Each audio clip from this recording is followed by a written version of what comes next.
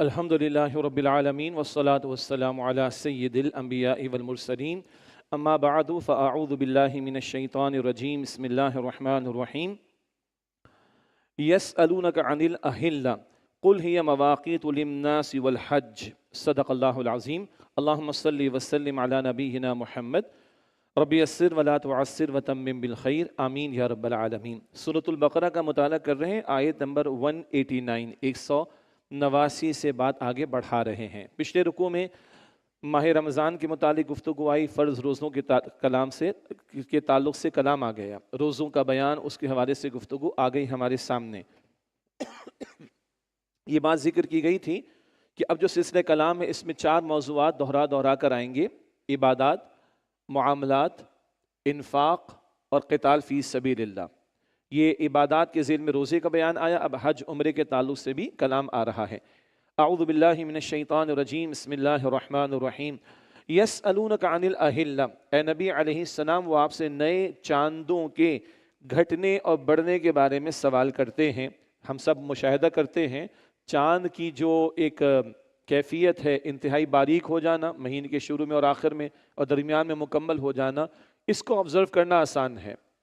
سورج کی مومنٹ کو آبزرو کرنا نسبتاً یا اس کی کیفیات کی تبدیلی بہت مشکل معاملہ ہے۔ یہ حکمت کیا بیان کی جا رہی ہے؟ حکمت یہ بیان کی جا رہی ہے کہ شمسی کیلنڈر بھی ہم استعمال کرتے ہیں جین ٹو دسمبر، اور قمری کیلنڈر بھی ہم استعمال کرتے ہیں، لیکن چاند کی یہ مومنٹ کا دیکھا جانا یہ نسبتاً سورج کے دیکھے جانے کے مقابلے میں بڑا آسان ہے۔ فرمایا یسألونک عن الاہلہ، اے نبی علیہ السلام وہ آپ سے نئے چاندوں کے گھٹنے اور بڑھنے کے بارے میں سوال کرتے ہیں۔ قل ہی مواقیت للناس والحج، آپ فرما دیجئے کہ یہ لوگوں کے معاملات اور حج کے اوقات کے تعین کا ذریعہ ہے۔ شمسی کیلنڈر بھی ہم استعمال کریں کوئی مسئلہ نہیں ہے، لیکن شریعت کے بہت سارے احکامات کا تعلق وہ قمری کیلنڈر سے، رمضان ہے، عید الفطر، عید الاضحیٰ ہے، حج کے ایام کا تعین ہے، یہ سب بہرحال ہم چاند دیکھ کر ہی طے کرتے ہیں۔ تو یہ اوقات کا تعین کرنے کا ذریعہ۔ وَلَيْسَ الْبِرُّ بِأَن تَأْتُوا الْبُيُوتَ مِن ظُهُورِهَا وَلَكِنَّ الْبِرَّ مَنِ اتَّقَىٰ، اور یہ نیکی نہیں کہ تم گھروں میں ان کے پچھواڑے سے یعنی بیک سائڈ سے داخل ہو، بلکہ نیکی تو اس کی ہے جس نے پرہیزگاری اختیار کی یعنی تقوی اختیار کیا۔ اب عربوں میں ایک بری رسم تھی، اگر وہ احرام باندھ کر گھر سے نکل گئے ہے جمرے کے لیے اور کچھ یاد آ گیا تو اب گھر کے فرنٹ ڈور سے نہیں آئیں گے، بیک ڈور سے پھلانگ کر آئیں گے، یا پچھواڑے سے آئیں گے۔ خواہ من چاہی بات کو دین کے طور پر اختیار کر لیا۔ یا حج سے واپسی ہوتی تھی تو فرنٹ ڈور سے نہیں آتے تھے، پیچھے سے دیوار پھلانگ کر آتے۔ عجیب لگ رہا ہے نا آپ کو؟ تو ایسا دماغ خراب لوگوں کا ہوتا رہتا ہے، اور وہ عجیب قسم کی اوٹ پٹانگ حرکتوں کو دین سمجھ لیتے معاذ اللہ۔ جیسے صوفیزم کے نام پر آج کل بگاڑ پیدا کیا جا رہا ہے، دھمال ہے، رقص ہے، سرور ہے، موسیقی ہے، ہلا گلا ہے، سب کچھ ہے، دین نہیں ہے، لیکن اس کو دین سمجھ بیٹھے ہیں وہ لوگ معاذ اللہ۔ تو فرمایا کہ یہ کوئی حرکت نہیں کہ تم وَأْتُوا الْبُيُوتَ مِنْ أَبْوَابِهَا، اور گھروں میں ان کے دروازوں سے آیا کرو، جو مہذب طریقہ ہے معمول کا اس کے مطابق۔ یہ من چاہی باتوں کو تم دین کے طور پر اختیار کرو، غلط بات ہے۔ تھا تو عربوں کا مسئلہ، ہمیں بھی یہ بتایا جا رہا ہے کہ دین وہ ہے جو اللہ اور اللہ کے رسول نے بتایا صلی اللہ علیہ وسلم، اپنے من چاہے نیکی کے تصورات اختیار نہیں کرنے چاہیے۔ وَاتَّقُوا اللَّهَ لَعَلَّكُمْ تُفْلِحُونَ، اور اللہ کی نافرمانی سے ڈرو، تقویٰ گناہوں سے بچنا، اور اللہ کی نافرمانی سے ڈرو لعلکم تفلحون، تاکہ تم فلاح پا سکو۔ اب قتال کا بیان ہے۔ وقاتلوا فی سبیل اللہ، اور تم اللہ کی راہ میں قتال کرو، الذین یقاتلونکم، ان لوگوں سے جو تم سے قتال کرتے ہیں یعنی جنگ کرتے ہیں، ولا تعتدوا، اور زیادتی نہ کرنا، ان اللہ لا يحب المعتدین، بے شک اللہ زیادتی کرنے والوں کو پسند نہیں کرتا۔ اب یہ آیات کی جو پلیسمنٹ ہے اس کو بھی سمجھیں تھوڑا سا ہم، اور قتال کو بھی ہلکا سا سمجھ لیتے ہیں۔ قتال کے معنی جنگ کے ہیں، لیکن قتال فی سبیل اللہ کا تقاضا، اللہ کی راہ میں، اپنی من چاہی خواہشات کے لیے جنگ نہیں، مال غنیمت کشور کشائی فتوحات نہیں، اللہ کی راہ میں، اور اس کے مقاصد ہیں۔ ابھی ہم البقرہ کی آیت 193 میں قتال کا مقصد پڑھیں گے اللہ کا دین غالب ہو جائے، ہم قتال کے مقاصد پڑھیں گے مظلوموں کی داد رسی ہو جائے، ہم قتال کے آبجیکٹس کو سمجھیں گے ظلم کا خاتمہ ہو جائے۔ تو بڑے قیمتی مقاصد کے ساتھ قتال کا حکم ہے، اور شرائط بھی، ہر وقت جنگ نہیں ہوتی، شرائط پوری ہوں گی قتال بھی ہوگا۔ یہ موضوع آئندہ بھی آتا رہے گا۔ ایک بات، دوسری بات سمجھیں، روزے کا ذکر آ گیا، یہ روزے کی مشقت بھری عبادت کی ساتھ اللہ ہمیں تربیت کروا رہا ہے۔ امت والی ذمہ داری کا ذکر بھی آیا تھا، شہادت علی الناس کا فریضہ، درمیان میں حج کا ذکر آ گیا۔ حج ادا کرنے کے لیے مکہ مکرمہ جانا ہوگا، اور رسول اللہ علیہ السلام کو جب ہجرت پر مشرکین مکہ نے مجبور کر دیا تو خانہ کعبہ میں 360 بتوں کی گندگی رکھی ہوئی تھی نا، ابھی تو انتظام مشرکوں کے پاس ہے، تو کعبے کو پاک کرنا ہوگا، تو کعبے کو پاک کرنے کے لیے قتال بھی تو کرنا پڑے گا، اور قتال کی تیاری کرنی پڑے گی جس کے لیے روزے رکھوائے جا رہے ہیں۔ یہ رمضان کی جو عبادت کا بیان قرآن میں ہے، اس کو سمجھیں دوبارہ۔ پہلے امت کی ذمہ داری کا ذکر آ گیا، پھر روزے کا ذکر آ گیا، نیکی کی حقیقت میں جنگ کا ذکر آ گیا، اب حج کا ذکر آ گیا، اب قتال کا ذکر آ گیا۔ تو رمضان کی مجاہدانہ تربیت بھی اللہ کے کلمے کی سربلندی کے لیے ہے۔ یہ پوائنٹ بھی ہمارے سامنے اس روزے کی حکمتوں کا رہنا چاہیے۔ یہاں فرمایا وَقَاتِلُوا فِي سَبِيلِ اللَّهِ، اور اللہ کی راہ میں ان سے لڑو، الَّذِينَ يُقَاتِلُونَكُمْ، جو تم سے لڑتے ہیں، وَلَا تَعْتَدُوا، اور زیادتی نہ کرنا۔ ہمارا دین خالق کائنات کا عطا کرتا ہے، اس دین نے جنگ کو بھی تہذیب سکھائی ہے، اس دین نے جنگ کے بھی آداب سکھائے ہیں۔ اگر احادیث کا مطالعہ کریں، سیرت کی کتابوں میں پڑھیں، ایک طویل لسٹ ہے، بوڑھوں کو قتل نہ کرنا، عورتوں کو قتل نہ کرنا، بچوں کو قتل نہ کرنا، بیماروں کو قتل نہ کرنا، مریضوں کو قتل نہ کرنا، جو اپنے گھر میں بیٹھا ہوا اس کو قتل نہ کرنا، جو اپنی عبادت گاہ میں مصروف عبادت اس کو قتل نہ کرنا، جو ہتھیار ڈال دے اس کو قتل نہ کرنا، جو پناہ طلب کرے اس کو قتل نہ کرنا، جانوروں کو قتل نہ کرنا، فصلوں کو نہ کاٹنا۔ تو بچا کون؟ جو خود مرنے کے لیے لڑنے کے لیے آئے تو لڑو پھر، اور پھر مرو پھر، قتل بھی ہوگا پھر وہ کافر اللہ کی راہ میں۔ دین نے جنگ کو بھی تہذیب سکھائی ہے۔ آج سب سے زیادہ لاشیں مسلمانوں کے گرتے ہیں کہ نہیں؟ کشمیر میں، فلسطین میں، افغانستان میں، برما میں، چیچنیا میں، بوسنیا میں، کس کی لاشیں؟ مسلمانوں کے۔ اور دہشت گردی کا لیبل کس پہ لگا ہوا ہے؟ ہم مسلمانوں پہ۔ ان کی آنکھوں میں ڈال کر بات کرنی چاہیے ہمیں۔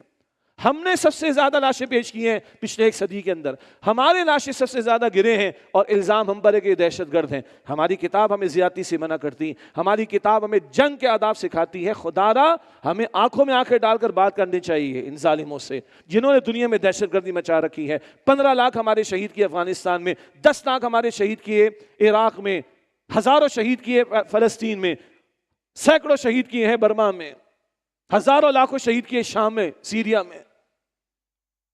ہمارے دین نے جنگ کو بھی تہذیب سکھائی ہے۔ سبحان اللہ۔ ان اللہ لا يحب المعتدین، اللہ کے راہ میں جنگ کرنے بھی اٹھو گے تو زیادتی کی اجازت نہیں ہے۔ ان اللہ لا يحب المعتدین، بے شک اللہ زیادتی کرنے والوں کو پسند نہیں کرتا۔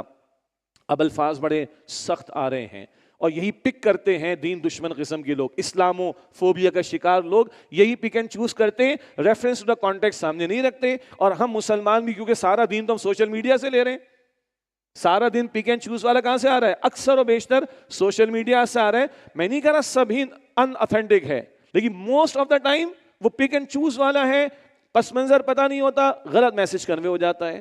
اب یہ آیت کیا ہے آگے دیکھیے، بڑے سخت الفاظ ہیں۔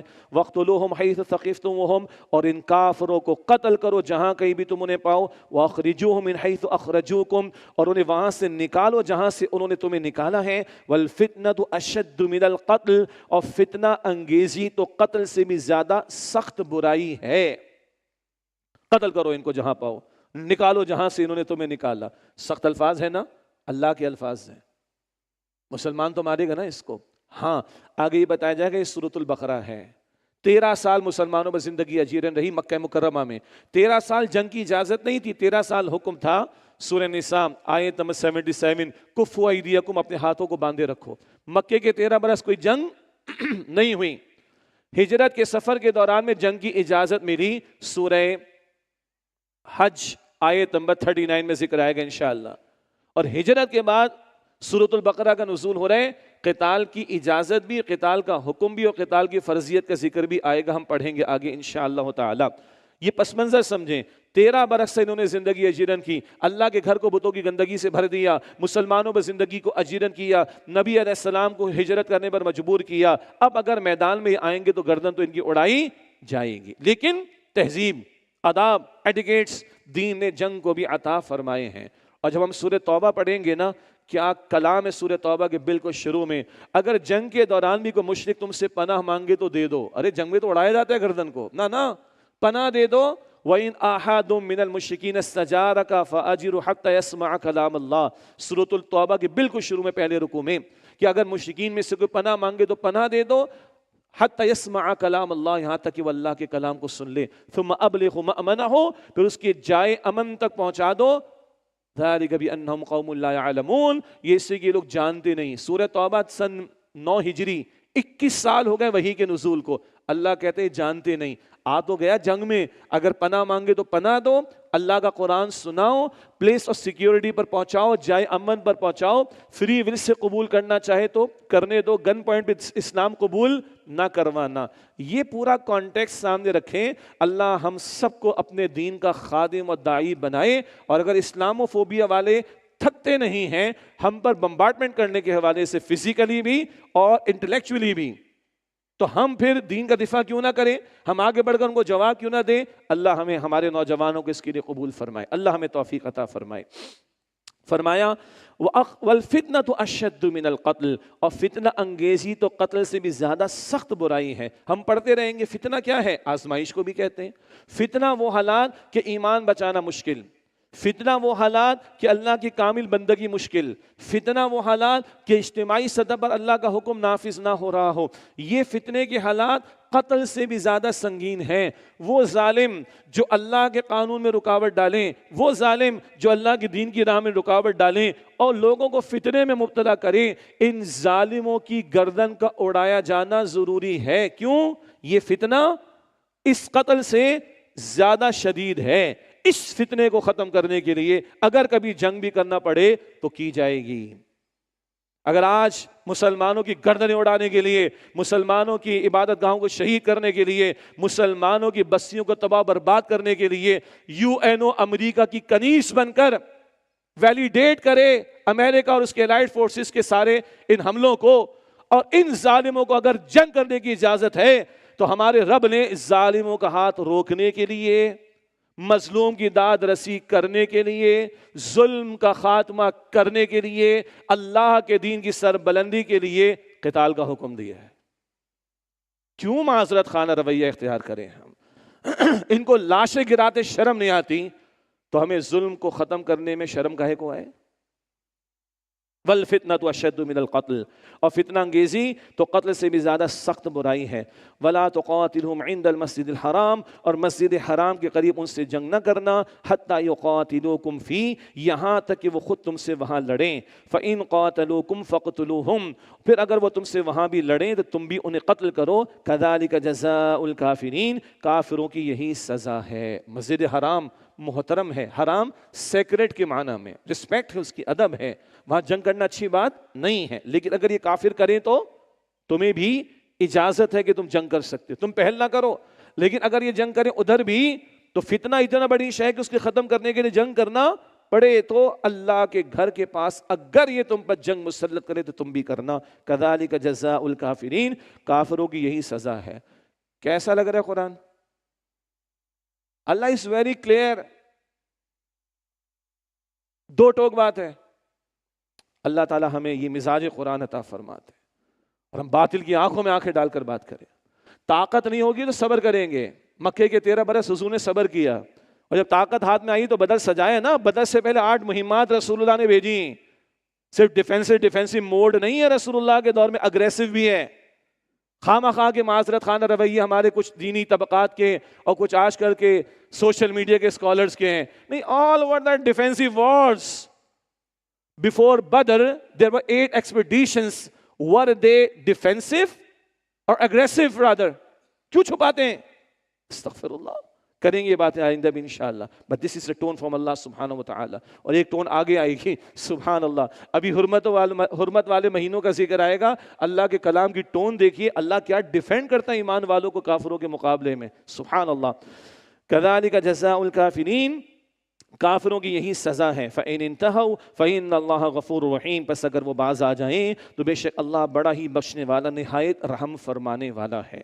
وَقَاتِلُوهُمْ حَتَّى لَا تَكُونَ فِتْنَةٌ، اور ان سے لڑتے رہو یہاں تک کہ فتنہ باقی نہ رہے. وَيَكُونَ الدِّينُ لِلَّهِ، اور دین صرف اللہ ہی کا ہو جائے. دین سسٹم کے معنی میں، نظام کے معنی میں. اسلام is not just a religion. Islam English والا ریلیجن نہیں. Religion is bound to be confined to the personal affairs of life. دین is system of life. اسلام دین ہے اور زندگی کے انفرادی اجتماعی تمام معاملات کے لیے رہنمائی بھی دے تو اور اپنا ڈومیننس بھی چاہتا ہے، اپنا غلبہ بھی چاہتا ہے۔ وَيَكُونَ الدِّينُ لِلَّهِ، اور دین صرف اللہ ہی کا ہو جائے، سسٹم اللہ کا ہو جائے۔ فَإِنِ انْتَهَوْا، پھر اگر وہ باز آ جائیں، فَلَا عُدْوَانَ إِلَّا عَلَى الظَّالِمِينَ، تو ظالموں کے سوا کسی پر کوئی سختی روا نہیں۔ باز آ جائیں تو جنگ محض برائے جنگ نہیں ہے، ہر وقت بھی نہیں، ظلم کے خاتمے کے لیے ہے، عدل کے نفاذ کے لیے ہے۔ اگر باز آ جائیں فَلَا عُدْوَانَ إِلَّا عَلَى الظَّالِمِينَ، تو ظالموں کے سوا کسی پر کوئی سختی روا نہیں۔ الشہر الحرام بالشہر الحرام، حرمت والے مہینے کا بدلہ حرمت والا مہینہ ہی ہے۔ والحرمات قصاص، اور تمام حرمتوں کا بھی بدلہ ہے۔ ایک ہے مسجد حرام، وہ ایک پلیس ہے، اس کی حرمت۔ ایک ہے حرمت والے مہینے، وہ ایک ٹائم آتا ہے مہینوں کا، ان کی حرمت۔ ایک کو کہتے ہیں مکان، ایک کو کہتے ہیں زمان۔ ایک ہے اسپیسیفک ٹائم اور ایک ہے اسپیسیفک پلیس، یہ حرمتیں ہیں۔ لیکن حرمت والا مہینہ بدلہ حرمت والے مہینے کا کیا مطلب؟ اگر یہ مشرکین حرمت والے مہینے کی حرمت پامال کر کے جنگ چھیڑیں تو تم بھی جنگ کر سکتے ہو ان سے۔ حرمت والے مہینے کون سے ہیں؟ ایک ہے رجب کا مہینہ جو عربوں میں معروف تھا عام طور پر عمرے کے لیے، اور 3 کنسیکیٹو لگاتار ہیں، ذی قعدہ، ذی الحجہ اور محرم۔ کیوں؟ ذی الحجہ میں حج ادا ہوتا تھا، دور دراز سے لوگوں کا آنا، دور دراز سفر کر کے واپس جانا، 2.5-3 مہینے لگ جاتے تھے نا، تو 3 کنسیکیٹو لگاتار ہیں، ذی قعدہ، ذی الحجہ، محرم اور ایک رجب۔ ان 4 مہینوں کی حرمت کو نبی صلی اللہ علیہ وسلم کی شریعت میں برقرار رکھا گیا ہے۔ البتہ یہاں بتایا گیا الشہر الحرام بالشہر الحرام والحرمات قصاص، حرمت والے مہینے کا بدلہ حرمت والا مہینہ ہی ہے، اور تمام حرمتوں کا بھی بدلہ ہے۔ اگر وہ حرمتوں کا لحاظ رکھے تم بھی رکھو، اگر وہ حرمت کو پامال کریں تو پھر تمہیں ان سے جنگ کرنے کی اجازت ہے۔ فَمَنِ اعْتَدَىٰ عَلَيْكُمْ فَاعْتَدُوا عَلَيْهِ بِمِثْلِ مَا اعْتَدَىٰ عَلَيْكُمْ، پھر جو تم پر زیادتی کرے تو تم بھی اس سے اسی طرح سے بدلہ لو جیسا کہ اس سے تم پر زیادتی کی ہے۔ وَاتَّقُوا اللَّهَ، اور اللہ سے ڈرو، وَاعْلَمُوا أَنَّ اللَّهَ مَعَ الْمُتَّقِينَ، اور جان رکھو کہ بے شک اللہ پرہیزگاروں کے ساتھ ہے، اس کی خاص مدد متقین کے ساتھ ہے۔ اللہ ہم سب کو اپنے متقی بندوں میں شامل فرمائے۔ اب قتال کے بعد انفاق کا ذکر آ رہا ہے، تو 4 موضوعات بتائے تھے نا۔ اب اس کی ایک بڑی پیاری مثال ہمارے استاد ڈاکٹر اسرار صاحب نے دی رحمۃ اللہ علیہ۔ وہ فرماتے ایک ہار بنایا جاتا ہے نا جیسے خواتین کے لیے، خواتین کے لیے ہار ٹھیک ہے، اب یہ مردوں نے چینیں پہننا شروع کر دی ہیں اور رنگز پہننا شروع کر دی اور بندے پہننا، وہ مرد بنو بھائی، یہ کیا عورت بننا شروع کر دی ہے؟ اللہ نے تمہیں مرد بنایا، مرد بنو۔ بہرحال یہ ہار بندے وغیرہ عورتوں کے لیے۔ ایک ہار ہے 4 کلرز کی ڈوریاں ہوں اس میں، اور ان کو ایک دوسرے کے اوپر لپیٹا جائے تو کیا ہوگا؟ گرین، ریڈ، بلو، اورنج، یہی بار بار آپ کو نظر آئے گا۔ تو یہ ایک ہار ہے ان مضامین کا۔ تو 4 مضامین دہرا دہرا کر، عبادات، معاملات، قتال، انفاق۔ ایک بات ہو گئی۔ کتنی آیات طویل ہیں درمیان میں؟ 5۔ تو ڈاکٹر صاحب کہتے ہیں، ڈاکٹر اسرار صاحب رحمۃ اللہ علیہ، 5 بڑے بڑے نگینے ہیں تھوڑے تھوڑے وقفے سے، یہ ہار سج جائے گا۔ 5 طاق عدد ہے، درمیان میں ایک ہوگا، باقی 2 اوپر ہوں گے تو خوبصورتی آ جائے گی۔ تو 5 بڑی بڑی آیات میں سے 2 کا ہم مطالعہ کر چکے ہیں، باقی اپنے مقام پر۔ تو یہ سورہ البقرہ کے اس حصے کے مضامین کا ایک بڑا پیارا انالیسس ہے کہ 4 ڈوریاں، ہار، اور ہر تھوڑی آیات کے بعد وہ ڈوری کا رنگ بدل رہا ہے، یہ ہار کی ڈوریوں کا رنگ بدل رہا ہے، مضامین بدل رہے ہیں، اور درمیان میں 5 بڑی بڑی آیات بھی آ رہی ہیں۔ اب انفاق کا بیان۔ وَأَنفِقُوا فِي سَبِيلِ اللَّهِ، اور اللہ کی راہ میں خرچ کرو، وَلَا تُلْقُوا بِأَيْدِيكُمْ إِلَى التَّهْلُكَةِ، اور اپنے آپ کو اپنے ہاتھوں سے ہلاکت میں نہ ڈالو۔ راہ خدا میں خرچ کرنا، انفاق بڑی اصطلاح ہے، اس میں مال کا خرچ بھی شامل ہے، جان لگانا بھی شامل ہے۔ البتہ البقرہ میں زیادہ تقاضا انفاق مال کا بھی آئے گا، اور جان لگانے میں تو قتال کے تقاضے بھی آ رہے ہیں۔ اور مال لگانے میں کم از کم کیا ہے؟ زکوٰۃ، پھر کچھ واجبات جیسے صدقہ فطر، اور پھر اس کے علاوہ بھی اللہ کی راہ میں خرچ کرنا چاہیے۔ تو ایک کو کہتے ہیں، آگے ذکر آئے گا، قرض حسن۔ قرض حسن وہ عام طور پر اللہ کے دین کے لیے خرچ ہے، اور ایک کو ہم کہتے ہیں صدقہ، وہ ہے عام طور پر مخلوق پر خرچ کرنے کے لیے۔ تو انفاق ایک بڑا ٹائٹل، ایک کیٹیگری ہے صدقہ۔ ایک چھوٹی سی بات اور، فرض صدقہ ہے زکوٰۃ، عجیب لفظ ہے۔ سورہ توبہ آیت 60 پڑھیں گے، اسلامک اسٹڈیز میں ہم سب نے پڑھا تھا۔ زکوٰۃ کی ریسیپینٹس، یہ کیٹیگریز کتنی ہیں؟ 8۔ یہ سورہ توبہ آیت 60 میں ہے۔ تو ایک ہے صدقہ، عام طور پر بندوں کے لیے خرچ کیا جاتا ہے، ایک ہے قرض حسن، وہ اللہ کے دین کے لیے خرچ کیا جاتا ہے، اور یہ دونوں مل کر انفاق فی سبیل اللہ بنتے ہیں۔ اللہ اپنی راہ میں ہمیں خرچ کرنے کی توفیق دے۔ یہاں کیا فرمایا؟ وَلَا تُلْقُوا بِأَيْدِيكُمْ إِلَى التَّهْلُكَةِ، اور اپنے آپ کو اپنے ہاتھوں سے ہلاکت میں نہ ڈالو۔ اگر آج تم اللہ کی راہ میں خرچ نہیں کرو گے، دین کی دعوت کے لیے خرچ نہیں کرو گے، دین کی سربلندی کے لیے خرچ نہیں کرو گے، تو دین مغلوب ہوگا۔ دین کے مغلوب ہونے کا مطلب ہے تمہارا ایمان خطرے میں پڑ جائے گا۔ ایک ہلاکت ہوتی ہے کہ جسم ضائع ہوتا ہے، یعنی جسم ختم ہوتا ہے، ایک ہلاکت ہوتی ہے کہ ایمان چلا جائے، روح مردہ ہو جائے، یہ بڑی ہلاکت ہے۔ اگر آج اللہ کی راہ میں اس کے دین کے لیے خرچ نہیں کرو گے تو اپنے آپ کو تم ہلاک کرو گے۔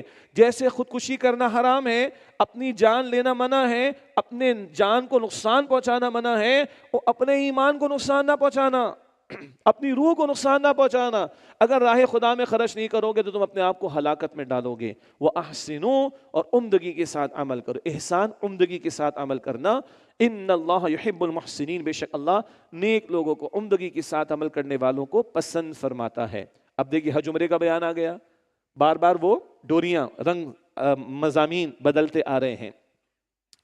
وَأَتِمُّوا الْحَجَّ وَالْعُمْرَةَ لِلَّهِ، اور حج اور عمرہ پورا کرو اللہ کی رضا کے لیے۔ بہت اہم بات ہے، لوگوں کو بڑا شوق ہے ان کے نام کے ساتھ حاجی لگایا جائے، ہے نا؟ اور نمازی بھی تو لگواؤ نا، پھر روزہ رکھنے والا بھی لگواؤ، کیوں نہیں لگواتے؟ حج کے ساتھ ایسا کیا معاملہ ہو گیا؟ ایسا نہیں ہے بھائی۔ وَأَتِمُّوا الْحَجَّ وَالْعُمْرَةَ لِلَّهِ، اور حج اور عمرہ پورا کرو اللہ کی رضا کے لیے۔ فَإِنْ أُحْصِرْتُمْ، پھر اگر تم روک لیے جاؤ۔ اب یہاں کچھ شرعی مسائل ہیں۔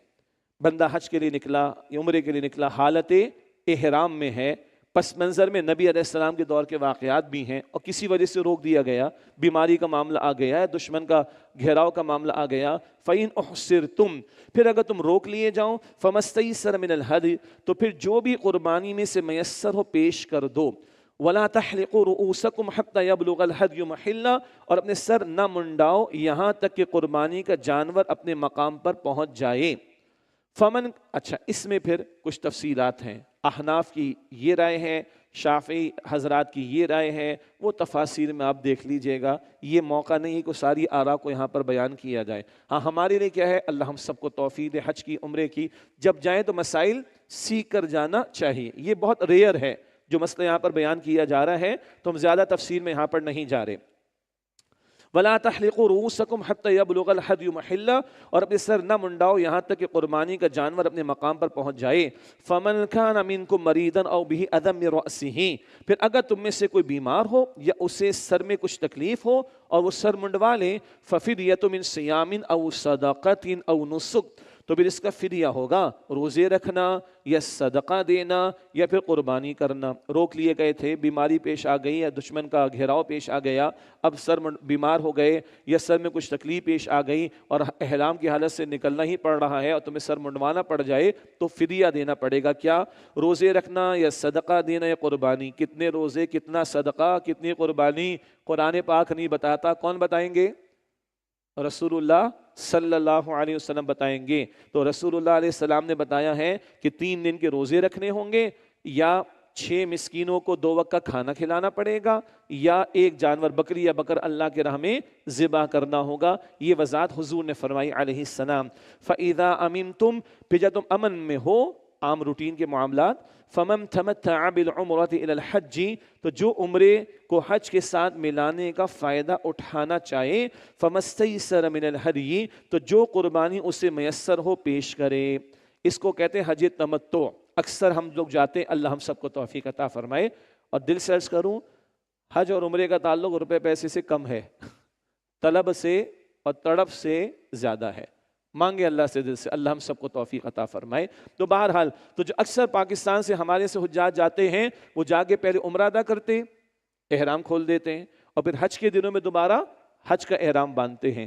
اس کو کہتے ہیں ایک ٹکٹ میں 2 مزے یعنی عمرہ بھی ادا ہوا اور حج بھی، تو 2 کو 2 in 1 کر دیا نا۔ تو فائدہ جو اٹھایا اس پر قربانی پیش کرنی ہوگی۔ اس کو کہتے ہیں دم۔ آپ نے بڑا مشہور، دم تو واجب نہیں ہوگا، دم کہتے ہیں جانور کا خون بہانا۔ تو یہ ہے دم شکر، واجب ہے تمتع والوں کے لیے بھی اور قران والوں کے لیے بھی۔ قران والے کیا ہوتے ہیں؟ ایک ہی احرام میں عمرہ بھی ادا کرتے، احرام نہیں کھولتے، اور اسی میں پھر حج بھی ادا کرتے ہیں، تو وہ بھی ایک ٹکٹ میں گویا کہ 2 مزے لے رہے ہوتے ہیں۔ یہ جو فائدہ اٹھایا اس پر فرمایا فَمَسْتَيْسَرَ مِنَ الْهَدْيِ، تو جو قربانی اس سے میسر ہو پیش کریں. فمن لم یجد فصیام ثلاثۃ ایام فی الحج، پھر جو قربانی کی حیثیت نہ رکھتا ہو تو وہ حج کے دنوں میں 3 روزے رکھے. وسبعۃ اذا رجعتم، اور 7 روزے جب تم گھر واپس آؤ. تلک عشرۃ کاملہ، یہ پورے 10 روزے ہوئے. کون؟ جس نے ایک ٹکٹ میں 2 مزے لیے، قربانی کے لیے پیسے نہیں ہیں تو 3 روزے وہاں رکھ لے عرفہ سے پہلے پہلے، 9 ذی الحجہ سے پہلے پہلے 3 وہاں رکھے اور 7 گھر آ کے پورے کر لے. کتنے ہو گئے ٹوٹل؟ 10. لیکن یہ کس کے لیے ہے؟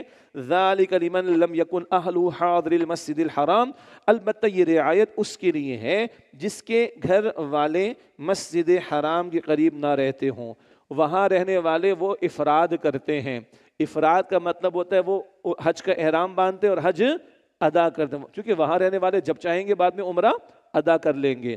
تو تمتع قران والا معاملہ جو وہاں کے علاوہ باہر سے آ رہے ان کے لیے. بھیا جن کو یہ مسائل ابھی ہلکے سے سمجھ میں آ گئے ان کا بھی بھلا، اور جن کو ابھی سمجھ میں نہیں آئے ان کا بھی بھلا. اس سے کہ میں نے بھی جب پہلی مرتبہ ترجمہ پڑھا تھا تو مجھے بھی مشکل سے ہی سمجھ میں آیا تھا، لیکن بہرحال دورے ترجمہ قرآن تو مکمل کرنے ہم نے ہلکی سی وضاحت رکھ دی. جب عمرے کے لیے جائیں گے سیکھ کر جائیں گے انشاءاللہ، حج کے لیے جائیں گے مسائل کو سیکھ کر جائیں گے. اللہ ہم سب کو توفیق عطا فرمائے. لیکن جب یہ مقامات آئیں گے تو ترجمے کے ساتھ تھوڑی سی تو وضاحت کرنا ہوگی. ذالک لمن لم یکن اہلہ حاضر المسجد الحرام، البتہ یہ رعایت اس کے لیے جس کے گھر والے مسجد حرام کے قریب نہ رہتے ہوں. واتقوا اللہ، اور اللہ سے ڈرو. واعلموا ان اللہ شدید العقاب، اور جان لو بے شک اللہ بہت سخت سزا دینے والا ہے. اللہ اپنے عذاب سے ہم سب کی حفاظت فرمائے. ان حج عمرے کے مسائل کے معاملات میں بھی گڑبڑ کوئی کرے نا تو سخت عذاب کا ڈراوا ہے. Be serious regarding the commandments of Allah سبحانہ و تعالی. اللہ کے احکام وہ حج سے متعلق ہوں، وہ عمرے سے متعلق ہوں، وہ روزے سے متعلق ہوں، وہ نماز سے متعلق ہوں، ان کے بارے میں محتاط رہنا چاہیے. الحج اشہر معلومات، حج کے چند مہینے متعین ہیں. اب بڑا دلچسپ مسئلہ سنیں، حج کے چند مہینے متعین ہیں. کون سے؟ شوال، ذی قعدہ، ذی الحجہ. آپ کو عجیب لگے گا، حج کے ارکان یا مناسک کب ادا ہوتے ہیں؟ ذی الحجہ کے مہینے میں.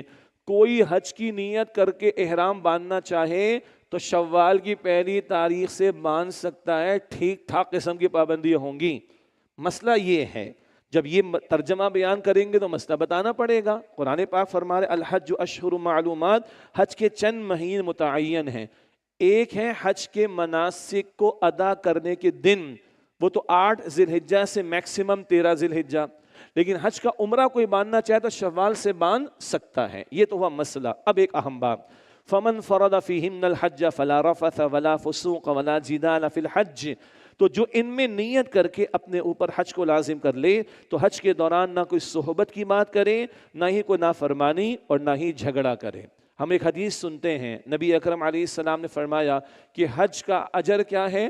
ایسے کہ جیسے آج ہی ماں کے بطن سے وہ پیدا ہوا ہو.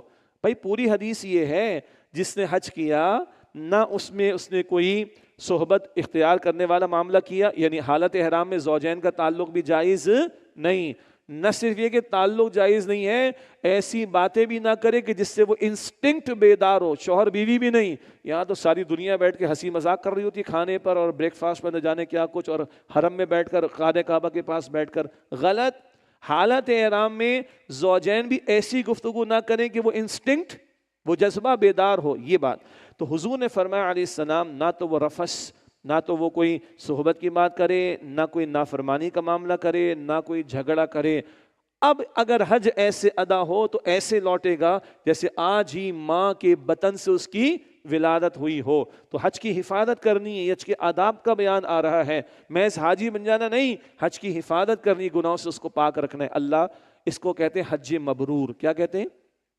جو مقبول حج ہوتا ہے. اور حضور فرماتے ہیں علیہ السلام، حج مقبول کی جزا یعنی اس کا بدلہ جنت کے سوا کچھ نہیں. اللہ ہم سب کو عطا فرمائے. تو یہ بہت اہم مقام ہے. فمن فرض فیہن الحج فلا رفث ولا فسوق ولا جدال فی الحج، تو جو ان میں نیت کر کے اپنے اوپر حج کو لازم کر لے تو حج کے دوران نہ کوئی صحبت کی بات کرے، نہ ہی کوئی نافرمانی اور نہ ہی جھگڑا. علماء کا ایک جملہ بڑا قیمتی ہے، جب بندہ حج پر جائے نا تو غصے کو پوری 3 طلاقیں دے کر جائے. کیا کرے؟ غصے بہت آتا ہے، غصے کو 3 طلاقیں دے کر جائے، اور میں ایڈ کرتا ہوں کہ صبر کے ساتھ نکاح کر کے جائے، بہت صبر کرنا ہوتا ہے ادھر۔ بہرحال وما تفعلوا من خیر یعلمہ اللہ، اور جو نیکی بھی تم کرتے ہو اللہ اسے جانتا ہے۔ اللہ جانتا ہے نا، تو حاجی کہلوانے کی کوئی ضرورت نہیں، حاجی صاحب کا وہ ٹائٹل لگوانے کی کوئی ضرورت نہیں، کوئی بینر لگوانے کی کوئی ضرورت نہیں، کوئی ٹائٹل کوئی ضرورت نہیں ہے، اللہ کو سب معلوم ہے۔ یعلم اللہ، اور جو نیکی بھی تم کرتے ہو اللہ اسے جانتا ہے۔ وتزودوا فإن خیر الزاد التقوی، اور زاد راہ لے لیا کرو۔ زاد راہ کا مطلب سفر کے دوران میں جو بھی اخراجات ہوں گے، یا تو بندہ پہلے سے ایڈوانس پیمنٹ کر چکا ہے ہوٹل وغیرہ کی، یا پھر یہ کہ کچھ اس کے پاس اسباب ہونے چاہیے تاکہ ہاتھ نہ پھیلائیں۔ یمن کے علاقے سے لوگ آتے تھے اور کہتے جی ہم اللہ پر توکل کر کے آئے، آتے تھے خالی ہاتھ اور پھر بھیک مانگنا شروع کر دیا یہ کوئی توکل نہیں ہے۔ تو بندے کے اپنے اخراجات بھی اس کے پاس ہونے چاہیے، اس کا اہتمام، اور جن کو پیچھے وہ چھوڑ کر جا رہے جو زیر کفالت لوگ ہیں ان کے بھی اخراجات پورا کرنے کا بندوبست اس کے پاس ہونا چاہیے۔ وَتَزَوَّدُوا، اور زاد راہ لے لیا کرو۔ فَإِنَّ خَيْرَ الزَّادِ التَّقْوَىٰ، ہاں بے شک سب سے بہتر زاد راہ تو پرہیزگاری ہے۔ تقویٰ پرہیزگاری، ایک معنی سوال کرنے سے بچنا، ایک دوسرا ایک سفر ہمارا آخرت کی طرف چل رہا ہے نا، تو جیسے حج کے لیے جاتے ہیں، عمرے کے لیے جاتے ہیں تو ریال لے کے جاتے ہیں نا، کیش وغیرہ، تو آخرت کے سفر کے لیے بھی کچھ ہونا چاہیے، وہ تقویٰ ہے، خوف خدا ہے۔ یہ سب سے بڑا زاد راہ ہے سب سے بڑے سفر کے لیے جو پوری زندگی کا چل رہا ہے ہمارا۔ وَاتَّقُونِ يَا أُولِي الْأَلْبَابِ، اور اے عقل مندو میری نافرمانی سے بچو۔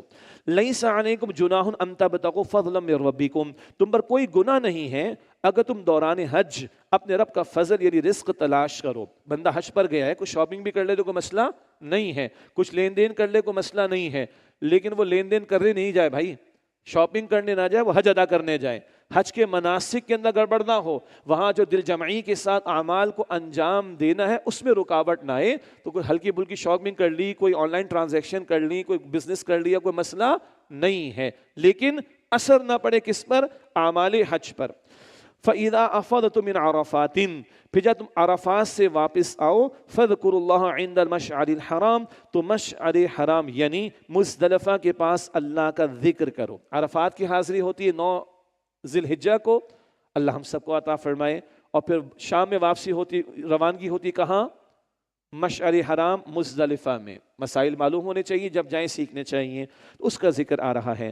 وَاذْكُرُوهُ كَمَا هَدَاكُمْ، اور اس اللہ کا ذکر اس طرح کرو جیسے تمہیں اس نے ہدایت فرمائی۔ کیسے ہدایت فرمائی؟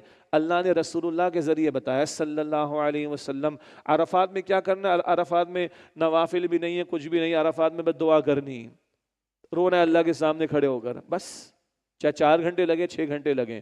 اور کیا بتایا؟ مغرب کی نماز عرفات میں ادا نہ کرو، چھوڑ دو، ہاں نماز چھوڑ دو، ہاں نماز چھوڑ دو۔ حج ہے دیوانہ بن جانے کا نام، روٹین سے ہٹا دیا، حج ہے دیوانہ بن جانے کا نام، چھوڑ دو نماز۔ جب اللہ کہ نماز چھوڑ دو تو نماز چھوڑنا عبادت ہے، نماز چھوڑنا عبادت ہے۔ کتنا عجیب جملہ ہے، جو جاگ کے سن رہے ہیں وہ تو سن رہے ہیں، ذرا دوبارہ جاگ کر سنیں ورنہ جملہ مس کوٹ نہ ہو جائے۔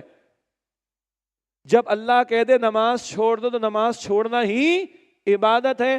جہاں مزدلفہ چاہے رات 8 بجے پہنچو یا 3 بجے پہنچو، مغرب اور عشاء کو ملا کر ادا کرنا۔ یہ ہدایت دی تو اللہ نے ہے، قرآن میں نہیں بتایا، یہ محمد مصطفیٰ کریم نے بتایا صلی اللہ علیہ وسلم۔ یہ سنت کی اہمیت ہے۔ وَاذْكُرُوهُ كَمَا هَدَاكُمْ، اور اللہ کا ذکر ایسے کرو جیسے اس نے تمہیں ہدایت عطا فرمائی۔ وَإِن كُنتُم مِّن قَبْلِهِ لَمِنَ الضَّالِّينَ، اور تم اس سے پہلے ناواقف لوگوں میں سے تھے، اللہ نے تمہیں سکھایا ہے۔ ثُمَّ أَفِيدُوا مِنْ حَيْثُ أَفَاضَ النَّاسُ، پھر تم وہیں سے واپس آؤ جہاں سے باقی لوگ واپس آتے ہیں۔ یہ خاص قریش کو کہا جا رہا ہے۔ ویسے تو وی آئی پی کلچر آج بھی بہت کچھ آ گیا، بہت زیادہ وی آئی پی کلچر آ گیا، ٹھیک ہے۔ قریش کہتے تھے ہم بڑے لوگ ہیں، ہم عرفات نہیں جائیں گے بھائی، بس مزدلفہ عرفات کے تھوڑا قریب ہی ہے نا، تو عرفات ہم نہیں جا رہے، وہ باقی لوگ جائیں، ہم تو وہ ہیں وی آئی پی ہے نا، تو ہمارا وی آئی پی پروٹوکول ہوگا، ہم مزدلفہ میں رہیں گے۔ اللہ کہتے ہیں نو، ایک ہی صف میں کھڑے ہو گئے محمود و ایاس، نہ کوئی بندہ رہا نہ کوئی بندہ نواز۔ اللہ کی اپنی شان ہے، وی آئی پی کلچر اپنی جگہ پر ہے۔ 50 لاکھ کا پیکج والا بھی ہوگا، طواف کرنے کہاں اترے گا؟ ہوا میں کرے گا، اللہ کے گھر کے پاس آئے گا۔ کنکریاں کہاں مارے گا؟ جمرات پر ہی مارے گا، ہوا میں جا کر ہی مارے گا۔ وہ الگ بات ہے، اوپر ہیلی پیڈ بھی بنانے لگے ہیں، بنا دیا ہوگا، واللہ عالم، یہ ایک الگ بحث ہے۔ بات سمجھ آ رہی ہے؟ اللہ اللہ ہے۔ 50 لاکھ کے پیکج والا آ جائے یا 15 لاکھ والا آ جائے، ایک ہی گھر کے طواف پہ آنا پڑے گا، ایک ہی جگہ سعی کرنے کے لیے آنا پڑے گا. نو وی آئی پی کلچر. سبحان اللہ، اللہ نے مناسک کے اعمال کی یعنی اعمال کی ترتیب ایسی رکھی ہے کہ سب کو آنا پڑے گا. اللہ اکبر. تو ان کو کہا کہ ثم افیض من حیث افاض الناس، پھر تم وہیں سے واپس آؤ جہاں سے باقی لوگ واپس آتے ہیں. نو وی آئی پی ٹریٹمنٹ. واستغفر اللہ، اور اللہ سے مغفرت مانگو. ان اللہ غفور رحیم، بے شک اللہ بڑا ہی بخشنے والا نہایت رحم فرمانے والا ہے. فَإِذَا قَضَيْتُم مَنَاسِكَكُمْ فَاذْكُرُوا اللَّهَ كَذِكْرِكُمْ آبَاءَكُمْ وَأَشَدَّ ذِكْرًا. پھر جب تم اپنے حج کے ارکان ادا کر چکو تو اللہ کا ذکر کرو جس طرح تم اپنے باپ دادا کو یاد کرتے رہے ہو، یا اس سے بھی زیادہ اللہ کا ذکر کرو. یہ مشرکین کیا کرتے تھے؟ یہ مینا میں بیٹھ کر اپنے باپ دادا کے قصے کہانیاں بیان کرتے تھے، شاعروں کو بلایا کرتے تھے، جیسے آج کل سرمایہ دار اینکر پرسنز کو بٹھاتا ہے میڈیا ہاؤسز کے اندر، جیسے آج کل پولیٹیشنز اینکر پرسنز کو بٹھاتے ہیں میڈیا ہاؤسز کے اندر اور وہ بیٹھ کر ان کے قصیدے بیان کرتے ہیں نا، یا پھر اخبارات میں کروڑوں کے اشتہارات دے کر جو ہے وہ ہماری 1 سال کی کارکردگی شو کی جاتی ہے ہمارے یہاں. تو یہ اپنے شعراء کو بلا کر باپ دادا کے قصے بیان کرواتے تھے. اللہ فرماتا ہے یہ نہ کرو، اللہ کا ذکر کرو. حج ادا ہو گیا، حج کے بعد بھی اعمال ہیں، مینا کا قیام بھی ہے جو پیغمبر نے بتایا ہے صلی اللہ علیہ وسلم. اور کیا کرنا ہے؟ جس طرح تم اپنے باپ دادا کا ذکر کرتے تھے، او اشد ذکرا، یا اس سے بھی زیادہ اللہ کا ذکر کرو. اور وہاں بھی ڈیجیٹل فاسٹنگ کی بہت ضرورت ہوتی ہے. اب تو آن لائن چل رہا ہے نا جی، ساری دنیا کے قصے کہانیاں اپڈیٹس یہ اور وہ. او بھائی ادھر بھی ڈیجیٹل فاسٹنگ رمضان میں بھی ضرورت ہے، ادھر بھی ڈیجیٹل فاسٹنگ حج میں بھی ضرورت ہے، اور جب نماز کو آ جائے تب بھی ڈیجیٹل فاسٹنگ کی ضرورت ہے. یہ بہرحال ضرورت کی حد تک ایک معاملہ ہے جس کو استعمال کر لیا جائے، ٹو مچ ہوگا تو بگاڑ پیدا ہوگا. آگے فرمایا فَمِنَ النَّاسِ مَن يَقُولُ رَبَّنَا آتِنَا فِي الدُّنْيَا، اور لوگوں میں سے وہ ہیں جو دعا کرتے ہیں اے ہمارے رب ہمیں سب کچھ دنیا میں ہی دے دے. وَمَا لَهُ فِي الْآخِرَةِ مِنْ خَلَاقٍ، اور ایسے لوگوں کا آخرت میں کچھ حصہ نہیں. ہم جمعہ پڑھاتے ہیں، پرچی آتی ہے، سر دعا کریں پاکستان انڈیا کا میچ لگا ہوا پاکستان جیت جائے. سچی بتا رہا میں آپ کو، بس اتنا ہی منگواتے ہیں، بس بیٹے کے مارکس اچھے آ جائیں، بیٹے کی جاب لگ جائے. ایک ضرورت ہے، ٹھیک ہے، منع نہیں کرتے ہم اس کو، بس اتنا ہی مانگنا ہے. اور حد ہے کہ گناہ کے کاموں کے لیے وہاں پہ دعائیں کرواتے ہیں. ہماری فلم جو ہے وہ ریلیز ہونے والی ہے، آپ دعا کروا دیں، مجھ سے نہیں اور لوگوں سے کرواتے ہیں، کامیاب ہو جائیں. خود جا کے وہاں پر بتاتے ہیں اپنے انٹرویوز کے اندر، معاذ اللہ ہم نے کہتے ہیں خانہ کعبہ کے پاس کھڑے ہو کر، ہم نے روزہ رسول پہ کھڑے ہو کر اپنی فلم کی کامیابی کے لیے دعائیں کی. انا للہ و انا الیہ راجعون. بس دنیا، وہ ایمان والوں کا تو ویژن بہت بڑا ہے، وہ تو غیب پر ایمان رکھتے ہیں. دنیا کو تو وہ ایک پانی کا بلبلہ سمجھتے ہیں، مچھر کے پر سے زیادہ حقیر سمجھتے ہیں دنیا کو.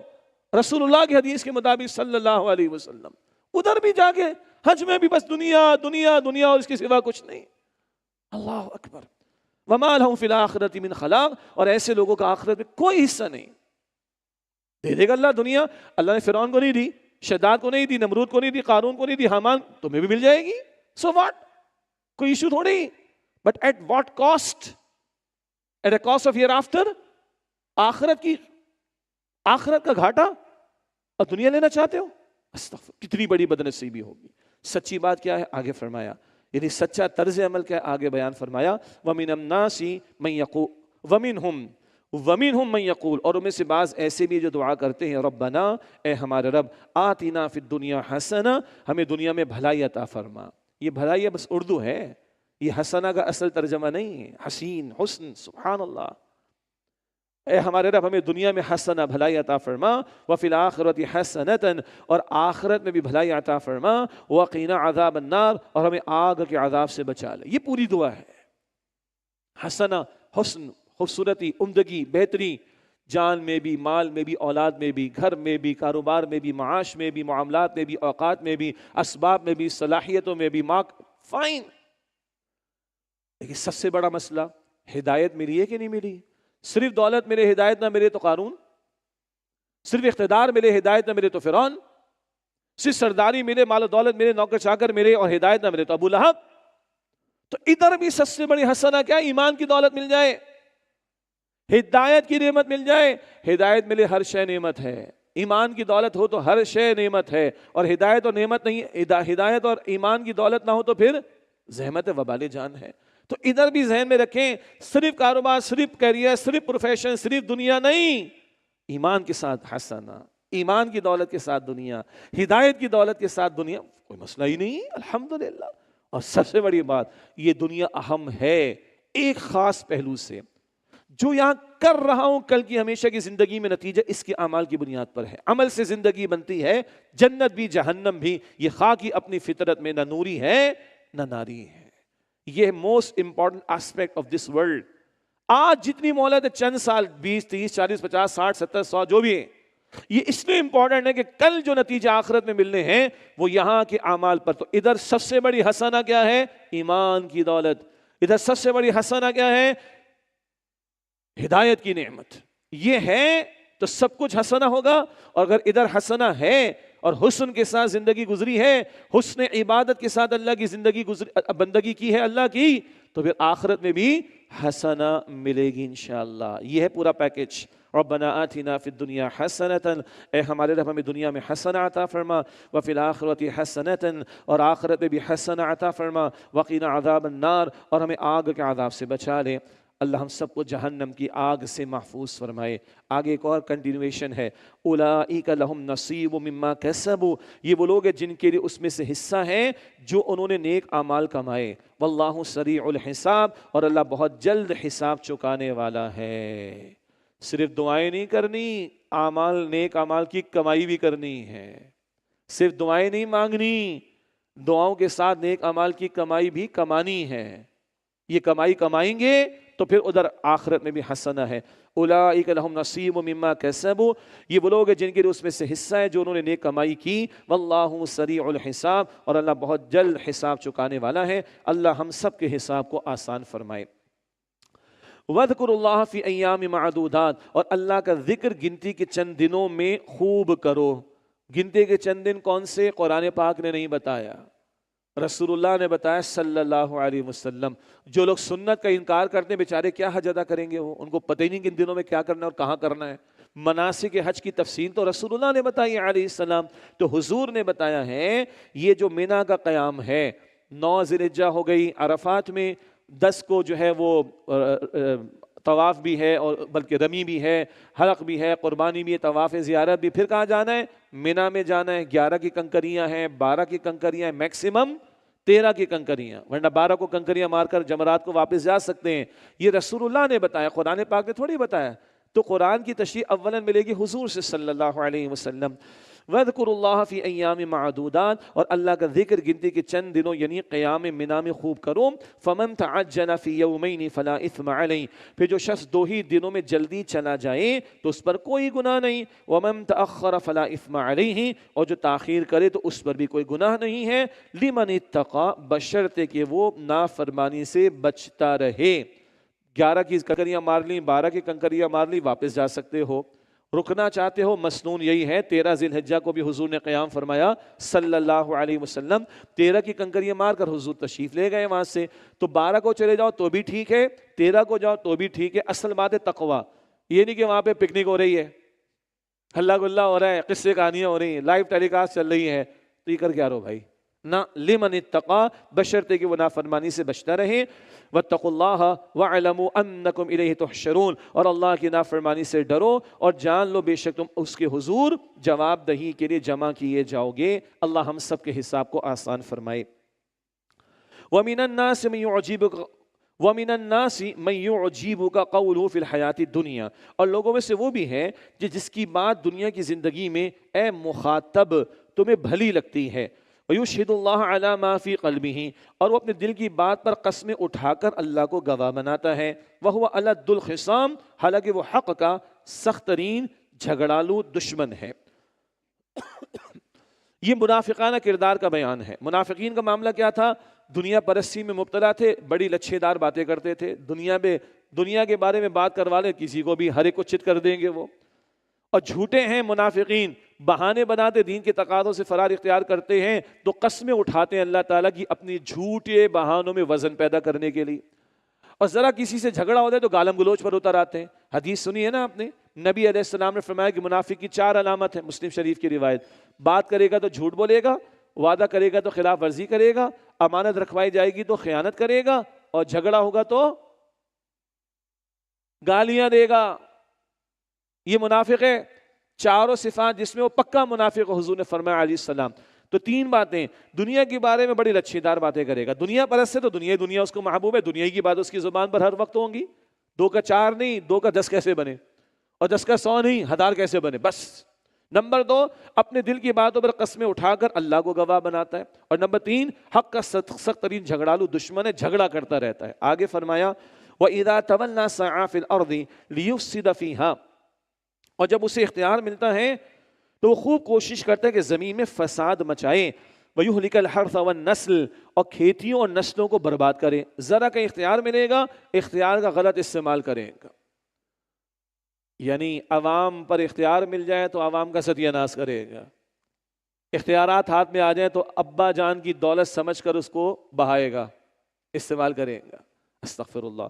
اور وَيُهْلِكُ الْحَرْثَ وَالنَّسْلَ، اور کھیتیوں نسلوں کو برباد کرے گا. مفسرین نے ایک منافق کا ذکر بھی کیا ہے، اس کی حرکتوں کا، اور عموم کے اعتبار سے دنیا پرست منافقین کی یہ حرکتیں ہیں. وَاللَّهُ لَا يُحِبُّ الْفَسَادَ، اور اللہ فساد کو پسند نہیں کرتا. اور سب سے بڑا فساد کیا ہے؟ اللہ کے دین کی راہ میں روڑے اٹکانے کی کوشش کرنا. فرمایا وَإِذَا قِيلَ لَهُ اتَّقِ اللَّهَ أَخَذَتْهُ الْعِزَّةُ بِالْإِثْمِ فَحَسْبُهُ جَهَنَّمُ، اور جب اس سے کہا جاتا ہے کہ اللہ کی نافرمانی سے ڈر تو اسے غرور گناہ پر اکساتا ہے. ذرا اس کی اصلاح کی بات کی جائے، اللہ کا خوف دلانے کی بات کی جائے تو اس کی عزت نفس آڑے آ جاتی. مجھے سمجھا رہے ہو تم؟ اس کا غرور اس کو گناہ پر اکساتا ہے. فَحَسْبُهُ جَهَنَّمُ، تو اس کے لیے جہنم کافی ہے. وَلَبِئْسَ الْمِہَادُ، اور وہ بہت بری جگہ ہے. اللہ تکبر سے اور جہنم کی آگ سے میری آپ کی ہم سب کی حفاظت فرمائے. فرمایا کہ وَمِنَ النَّاسِ مَن يَشْرِي نَفْسَهُ ابْتِغَاءَ مَرْضَاتِ اللَّهِ، اور لوگوں میں سے وہ بھی ہیں جو اللہ کی رضا کو حاصل کرنے کے لیے اپنی جان تک کا سودا کرتا ہے. وَاللَّهُ رَؤُوفٌ بِالْعِبَادِ، اور اللہ ایسے بندوں پر بہت شفقت فرمانے والا ہے. تمام ہی صحابہ جنہوں نے ہجرت کی ہے، گھر بار کو چھوڑا ہے، تمام ہی صحابہ جو انصار تھے انہوں نے ایثار کی بہترین اگزامپلز پیش کی ہیں، سب اس میں شامل ہیں. اور بالخصوص بعض نے حضرت صہیب رومی رضی اللہ تعالیٰ عنہ کا ذکر کیا ہے مفسرین نے. اور یہ آئے تھے روم سے، ان کو ہجرت سے روکا گیا. مشرکین مکہ نے کہا سارا مال تم نے ادھر کمایا تھا، یہ مال دو پھر تمہیں ہجرت کرنے کی اجازت ملے گی. سارا مال دے دیا، اللہ کی راہ میں ہجرت کی. پیچھے آیت کا نزول ہوا، رسول اللہ نے بعد میں ان کو بشارت دی، اے صہیب تیری تجارت اللہ کی قبول ہو گئی، تجھ سے اللہ تعالیٰ راضی ہو گیا. وَمِنَ النَّاسِ مَن يَشْرِي نَفْسَهُ ابْتِغَاءَ مَرْضَاتِ اللَّهِ، اور لوگوں میں سے وہ بھی ہے جو اللہ کی رضا کو حاصل کرنے کے لیے اپنی جان تک کا سودا کرتا ہے. اللہ رؤوف بالعباد، اور اللہ ایسے بندوں پر بہت شفقت فرمانے والا ہے. دیکھیے زندگی کا حاصل یہ ہو کہ ان صلاتی و نسکی و محیایا و مماتی للہ رب العالمین. سورۃ الانعام آیت نمبر 162. بے شک میری نماز اور میری قربانی اور میرا جینا اور میرا مرنا سب اللہ کے لیے جو تمام جہان والوں کا رب ہے. میری زندگی کا مقصد تیرے دی کی سرفرازی، میری زندگی کا مقصد تیرے دی کی سرفرازی. میں اسی لیے مسلمان، میں اسی لیے نمازی. یہ جانیں قیمتی جانیں ہیں، گھٹیا کاموں میں ان کو استعمال نہیں کرنا ہے. اللہ نے ان جانوں کا سودا کیا ہے. اللہ اکبر. سورہ التوبہ آیت نمبر 111. ان اللہ اشترى من المؤمنین انفسهم واموالهم بان لهم الجنہ. سورہ توبہ آیت نمبر 111. اللہ نے ایمان والوں سے جان اور مالوں کا سودا کر لیا ہے، اس عوض ان کے لیے جنت ہے. یہ جان گھٹیا شے نہیں ہے کہ ہلکی پھلکی چھوٹی موٹی چیزوں میں اس کو ختم کر دیا جائے. یہ جان تو وہ جان ہے جس سے اللہ کی جنت خریدی جا سکتی ہے. اس کو اعلیٰ کاموں میں لگانا ہے، گھٹیا کاموں میں نہیں لگانا. واللہ رؤوف بالعباد، اور اللہ ایسے بندوں پر بہت شفقت فرمانے والا ہے. اگلی آیت کا حوالہ پہلے بھی آتا رہا، آئندہ بھی آتا رہے گا انشاءاللہ. یا ایھا الذین آمنوا ادخلوا فی السلم کافہ، اے ایمان والو اسلام میں پورے کے پورے داخل ہو جاؤ. پورے کا پورا اسلام، میری اور آپ کی انفرادی زندگی بھی اس میں شامل، اجتماعی بھی. گھر ہو، کاروبار ہو، مارکیٹ ہو، جاب ہو، پروفیشن ہو، کیریئر ہو، معاشرتی زندگی، معاشی زندگی، سیاسی زندگی، سوشل سسٹم ہو، پولیٹیکل سسٹم ہو، اکنامک سسٹم ہو. عدالت کا معاملہ ہو، ریاست کا معاملہ ہو، یہ تمام تصور یہ اسلام پورے کا پورا ہے، اور پورے کے پورے دین پر عمل کرنے کا ہم سے مطالبہ کیا گیا ہے، اور پورے کے پورے دین پر عمل کرنے کے لیے دینی فرائض کو انجام دینا ہوگا۔ اس تعلق سے ہمارے استاد ڈاکٹر اسرار صاحب رحمۃ اللہ علیہ، ان کا ایک بڑا جامع کتابچہ ہے ہمارے دینی فرائض کا جامع تصور، خود اللہ کا بندہ بننا اور دوسروں کو اللہ تعالیٰ کی بندگی کی دعوت دینا اور اللہ تعالیٰ کی بندگی پر مبنی نظام کو قائم کرنے کی جد و جہد کرنا، یہ کریں گے تو پورے کے پورے دین پر عمل کرنے کے قابل ہوں گے۔ اگر دین غالب ہو گیا تو پورے دین پر عمل ہو جائے گا، اور اس محنت میں انتقال کر گئے تو اللہ کے سامنے اپنی معاذرت پیش کر دیں گے۔ آج اسلام کو ہم نے 2 رکعت جمعے تک محدود کر دیا، رمضان تک محدود کر دیا، حج عمرے تک محدود کر دیا۔ This is not the very concept of Islam. اسلام تو یہ پورا ہے، یہ پورا قرآن جو آ رہا ہے، اور پھر اس کی وضاحت صاحب قرآن صلی اللہ علیہ وسلم کی زندگی سے۔ یا ایھا الذین آمنوا ادخلوا فی السلم کافہ، اے ایمان والو اسلام میں پورے کے پورے داخل ہو جاؤ۔ ولا تتبعوا خطوات الشیطان، اور شیطان کے نقش قدم کی پیروی نہ کرو۔ انہ لکم عدو مبین، بے شک وہ تمہارا کھلا دشمن ہے۔ اگر پورے دین پر عمل کی محنت نہیں ہو رہی تو شیطان کی پیروی ہو رہی ہوگی، اللہ محفوظ رکھے۔ فَإِن زَلَلْتُم مِّن بَعْدِ مَا جَاءَتْكُمُ الْبَيِّنَاتُ، پھر اگر تم پھسل گئے اس کے بعد کہ تمہارے پاس واضح دلائل آ چکے تھے، فَاعْلَمُوا، تو جان لو، أَنَّ اللَّهَ عَزِيزٌ حَكِيمٌ، بے شک اللہ بہت ہی غالب، بڑی حکمت والا ہے۔ یہاں قرآن سننے والوں کے سامنے تو دین کلیئر ہو رہا ہے نا، دین کا پورا تصور کلیئر ہو رہا ہے نا، تو اب ہمیں اللہ سے مانگنا ہے کہ اللہ یہ دین کی جد و جہد کی ہمیں توفیق عطا فرما دے۔ انتظار نہیں کرنا، اگنور نہیں کرنا۔ هل ينظرون الا ان ياتيهم الله في ظلل من الغمام، کیا یہ اسی بات کا انتظار کریں کہ اللہ کا عذاب آ جائے بادلوں کے سائبانوں کی صورت میں، اور فرشتے والملائکۃ وقضی الامر، اور فرشتے بھی آ جائیں اور فیصلہ ہی کر دیا جائے۔ کس بات کا انتظار ہے؟ What are you waiting for? Why don't you put your efforts for the establishment of deen؟ کس بات کا انتظار ہے؟ کب کھپاؤ گے اپنی جان کو، مال کو، اولاد کو، گھر بار کو اور اپنی صلاحیتوں کو اللہ کے دین کے لیے؟ What are you waiting for؟ هل ينظرون الا ياتيهم الله في ظلل من الغمام والملائکۃ وقضی الامر، کیا یہ اسی بات کا انتظار کر رہے ہیں کہ اللہ کا عذاب آ جائے بادلوں کے سائبانوں کی صورت میں، اور فرشتے بھی آ جائیں اور فیصلہ ہی کر دیا جائے؟ وَإِلَى اللَّهِ تُرْجَعُ الْأُمُورُ، اور تمام کام اللہ ہی کی طرف لوٹائے جاتے ہیں۔ ہم نے مرنے کے بعد اللہ کو جواب دینا ہے۔ اللہ نے پورا دین ہمیں دیا، اس پورے دین پر عمل کی کوشش کرنی ہے۔ اللہ مجھے آپ کو ہم سب کو اس کی توفیق عطا فرمائے۔ وآخر دعوانا الحمد للہ رب العالمین۔